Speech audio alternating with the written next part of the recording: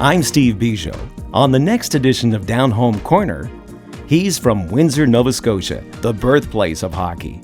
His book, They Called Me Chocolate Rocket, traces his coaching career all the way to the Turner Cup with the Atlanta Knights. First black coach in professional hockey and first to win a major hockey championship. As a player, he was invited to the Montreal Canadiens training camp personally by Scotty Bowman, and he joined future Hall of Famers Henri Richard, Guy Lapointe, Jacques Lemaire, and my idol, Yvon Cornwallier. Toe Blake encouraged John to think about coaching one day, but it was a special friendship that John shared with legend Maurice Rocket Richard that changed his life. The Rocket, yeah, he was special. So in those days, it was Mr. Richard or Mr. Blake. The Rocket was president of our junior team at the same time, and I wasn't well, and he knew it somehow, and he sort of took a liking to me.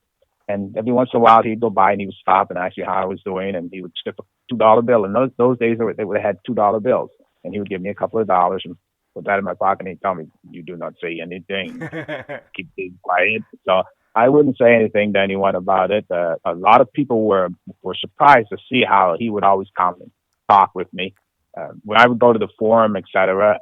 He also, what was amazing about the Rocket was the fact that he was a lot more sensitive than a lot of people can believe. You see, because if you looked at him, he seemed to be very cold. And I was fearful of him because he had that stare, and he seemed to be more of a person that you'd not approachable until completely different with me. Completely different. He was kind. He always took the time to talk to me. Always took the time to make sure I was all right. And that was quite one day he had told me, he said, "I know."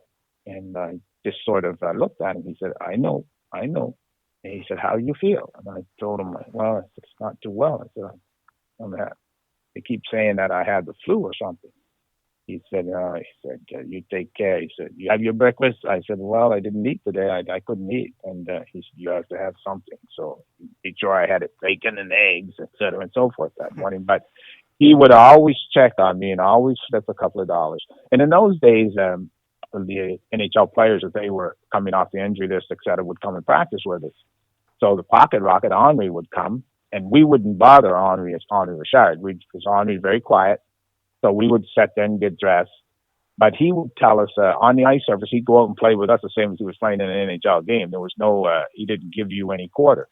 But he also would direct traffic, et cetera, and so forth. And one day the Rocket told me, he said, "You play with my brother." He said, "You skate very well." I thought, and I was proud of that. But the Rocket was the one who made the difference, I believe, when it comes to believing in what you can do. Because when the Rocket tells you, "I know," and we know, a lot of people misunderstand. The Rocket did not have it that easy. No. When he was a player, they gave him a dusty time, and he suffered a lot of prejudice, and he didn't have much. He had to fight more and he was fiery, so he was going to stand his ground. But a lot of insults, and that's the way it was back then.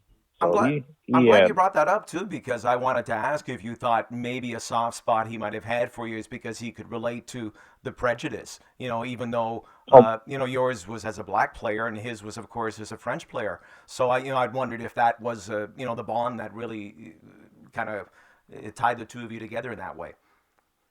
I think so. I think part of it, and the fact that he would say, "You don't back up." He'd say, "You don't back up. There's no backing up for it." And he would use us. And I'm looking, and I'm 5'5" and a quarter. So back then, you're with the Rocket. I was 7 feet tall. I'll bet. You can pick up John Paris Jr.'s book, They Called Me Chocolate Rocket, on Amazon.ca or in the States through BarnesandNoble.com. I'm Steve Bujold. Join me on the next edition of Down Home Corner for my interview with John Paris Jr. Also on the show, Ed Saunders from the Saunders Brothers Show, original East Coast kitchen party music, on the next edition of Down Home Corner. And don't forget to visit us at downhomecorner.com, where you can hear the latest and past podcasts of the show. Remember, if you're a down homer, we are all connected.